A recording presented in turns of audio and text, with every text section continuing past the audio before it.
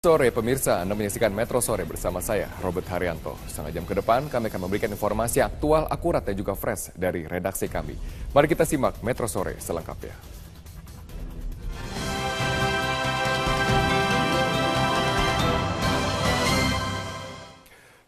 Pasca penyerangan massa ke permukiman mantan anggota Gerakan Fajar Nusantara atau Gavatar di Kabupaten Mempawah, Kalimantan Barat, puluhan personel BRIMOB bersiaga di lokasi. Penjagaan aparat TNI ini untuk mengantisipasi serangan susulan.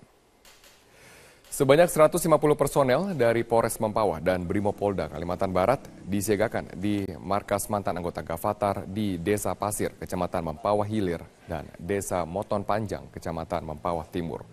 Personel kepolisian mengantisipasi adanya serangan susulan yang mungkin dilakukan massa. Pasca penyerangan tersebut, mantan anggota Gavatar yang beralih profesi menjadi kelompok tani di Kabupaten Mempawah mengaku siap untuk direlokasi. Sebelumnya, massa dari berbagai elemen masyarakat di Mempawah, Kalimantan Barat mendatangi kantor pengurus dan mengusir para mantan anggota Gavatar yang ada di wilayah tersebut.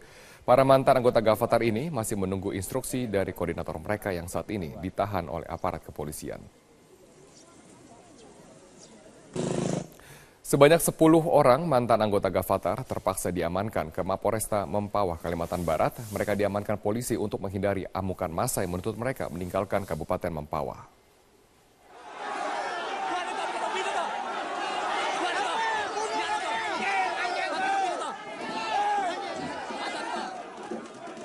Dengan pengawalan ketat dari petugas kepolisian, 10 mantan anggota Gavatar Mempawah, Kalimantan Barat terpaksa diamankan polisi. Mereka dievakuasi dari kantor bupati menuju Mapolda Kalimantan Barat dengan menggunakan kendaraan Dalmas untuk menghindari amukan massa yang sudah menunggu di depan kantor bupati.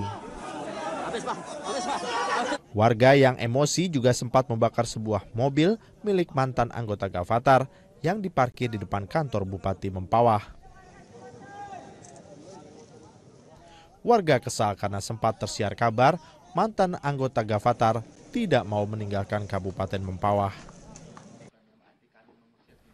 Sehari sebelumnya, proses negosiasi para mantan anggota Gavatar dengan pihak Pemda sempat berjalan tegang. Muspida bersama aparat keamanan Kabupaten Mempawah mendatangi lokasi kelompok tani mantan anggota Gavatar di Desa Moton Panjang, Kecamatan Mempawah Timur. Dari proses negosiasi itu, Pemda berencana menyatukan 2 kelompok tani para mantan Gavatar ini ke dalam satu lokasi dengan pengawasan yang ketat dari pihak kepolisian. Begini, kalau kita relokasi juga, kita juga harus memikirkan manusiawi mereka, kan? Nah, kita harus cari tempatnya yang manusiawi, ada airnya, ada tempat MCK-nya. Kalau kita tempat Mempawah ini kan sudah kita cek untuk menampung 700 sekian orang itu tidak ada tempat yang bisa fasilitas seperti itu. Jadi tidak bisa dilakukan relokasi. Jadi kalaupun relokasi ini kita jadikan satu tempat di sini aja, ya. Yang dari Pasir, dari lain kita satukan sini, ya. Sehingga kita pengawasan kita kepada mereka juga lebih intensif, gitu. Suasana sempat memanas setelah massa dari berbagai elemen masyarakat ikut mendatangi lokasi Desa Moton. Warga mengancam akan membakar markas Gavatar di Desa Moton Panjang dan di Desa Pasiran jika mantan anggota Gavatar tidak bersedia pindah. Warga khawatir jika mantan anggota Gavatar masih ada di Kabupaten Mempawah akan membawa pengaruh buruk terhadap warga lainnya. Dari Kabupaten Mempawah, Kalimantan Barat, Tim Liputan Metro TV.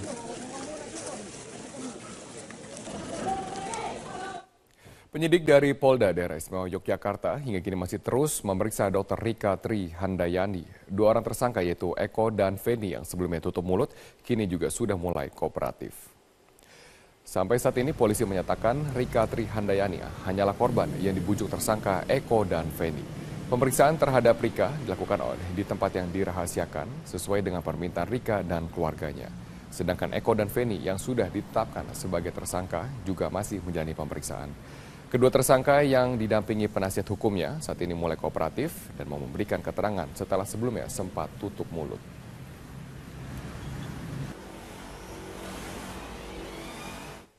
Hari ini kepolisian Polda Metro Jaya melakukan pemeriksaan terhadap Jessica, rekan minum kopi Mirna di Cafe Olivier, Jakarta.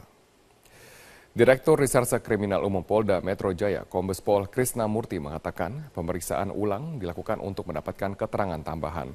Pemeriksaan ini merupakan pemeriksaan kedua untuk kepentingan berita acara pemeriksaan. Saat ini status Jessica masih sebagai saksi. Teman-teman, kita akan menyampaikan.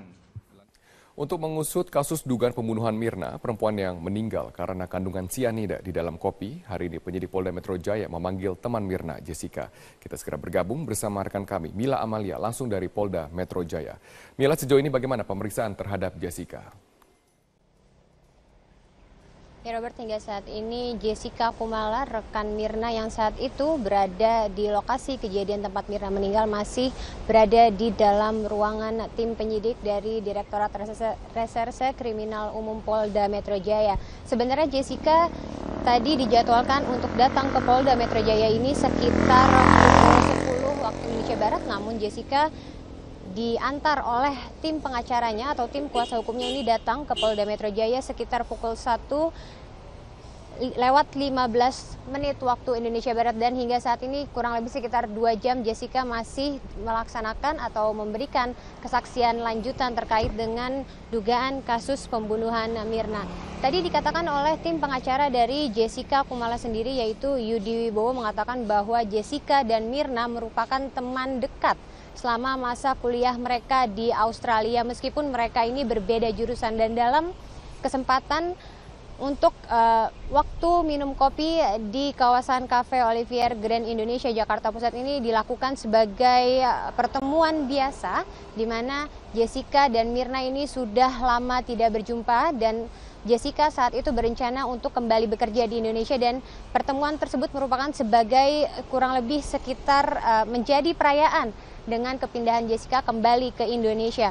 Selain itu juga pemilihan lokasi dari tempat minum kopi tersebut dilakukan oleh Mirna, karena memang berdasarkan informasi yang diberikan oleh tim pengacara bahwa Mirna sering menghabiskan waktu minum kopi di Cafe Olivier tersebut. Selain itu juga pihak dari Jessica ini menyatakan keberatannya bahwa apabila Jessica ini ditetapkan sebagai salah satu terduga dari dugaan pembunuhan yang dilakukan terhadap Mirna yang meninggal pada 6 Januari 2016 lalu. Pihak pengacara mengatakan bahwa timnya ini merasa keberatan dengan hasil otopsi yang dikeluarkan oleh Pusat Laboratorium Forensik Mabes Polri, yang mengatakan bahwa hasil atau tubuh Mirna yang positif terdapat zat sianida ini merupakan tidak akurat, dan meminta agar otopsi ulang dilakukan yang dilakukan oleh tim ahli forensik dari RSCM, karena mereka beranggapan bahwa otopsi yang dilakukan terhadap tubuh Mirna 3 hari setelah kematian ini tidak dapat ditentukan bahwa kematian Mirna merupakan akibat dari zat sianida, karena menurutnya apabila otopsi ini harus dilakukan, maka otopsi tersebut harus dilakukan 3 hingga 6 jam setelah kematian Mirna. Sebab berdasarkan informasi yang mereka dapatkan dari tim dokter yang mereka minta keterangannya adalah bahwa tubuh manusia saat terkena dengan zat sianida ini akan langsung mengeluarkan racun tersebut, sehingga dapat diketahui dari mana racun di tubuh Mirna berada. Dan berikut pernyataan dari pengacara Mirna, Yudi Wibowo. Saya mohon RSCM aja yang periksa. Forensik. Iya, forensiknya itu RSCM, kan ada itu ahli forensiknya. Di situ tidak akurat. Karena mayat yang sudah 3 hari barusan diperiksa. Seharusnya seketika itu. Tidak lebih dari 6 jam harus diperiksa. Iya toh, kalau memeriksa lambung ya. Jadi kenapa ya diperiksakan di forensik di RSCM saja. Yang biasa dulu kan ada Pak Munib itu meninggal ya. Sekarang pun Mamun itu sekarang kan meninggal ada banyak gantinya. Itu yang aku. Selain itu pengacara Jessica juga mempertanyakan karena memang tidak hanya Mirna yang meminum atau mengkonsumsi kopi yang disinyalir terdapat zat sianida, karena Jessica dan juga Hani, teman yang saat itu meminum kopi tersebut, kondisinya saat ini baik-baik saja. Selain itu juga pihak kepolisian hari ini juga memanggil tidak hanya Jessica tapi juga orang tua dari Mirna, mengingat kasus dari dugaan pembunuhan Mirna ini sudah ditingkatkan statusnya menjadi tingkat penyidikan, sehingga saksi-saksi yang kemarin sudah sempat dipanggil hari ini juga akan kembali dipanggil untuk dimintai keterangan lanjutan, dan juga pihak kepolisian akan melakukan